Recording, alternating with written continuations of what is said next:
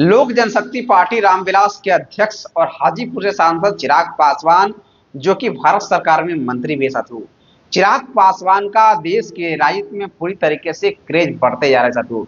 चिराग पासवान 2020 विधानसभा चुनाव के बाद चिराग पासवान के लिए एक लंबा, कहीं ना कहीं पूरी तरीके से संघर्षों वाला साल रहा।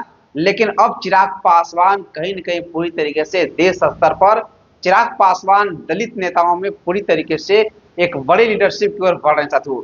चिराग पासवान का कहीं न कहीं झारखंड विधानसभा में एंट्री होता है और झारखंड में चतरा की सीट चिराग पासवान को एनडीए गठबंधन के द्वारा मिलती है।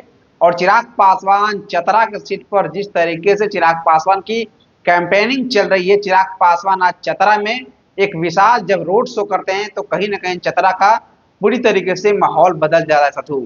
जो चिराग पासवान पार्टी टूटने के बाद संघर्ष की बदौलत लोकसभा चुनाव में अपने आप को स्थापित किए, वही चिराग पासवान अब एक कदम आगे बढ़ गए हैं। झारखंड विधानसभा चुनाव में चिराग पासवान की एंट्री हो गई। इसके बाद देश के विभिन्न प्रदेशों में चिराग पासवान की पार्टी लोक जनशक्ति पार्टी चुनाव लड़ेगी। जो रामविलास पासवान के सोच था साथियों कि लोक जनशक्ति पार्टी रामविलास आने वाले समय में पूरी तरीके से देश स्तर पर चुनाव लड़े साथियों। तो कहीं ना कहीं चिराग पासवान रामविलास पासवान के पद चिन्हों पर चल रहे हैं। तो अभी इतना ही। मैं अक्षय पासवान, जय हिंद, जय बिहार।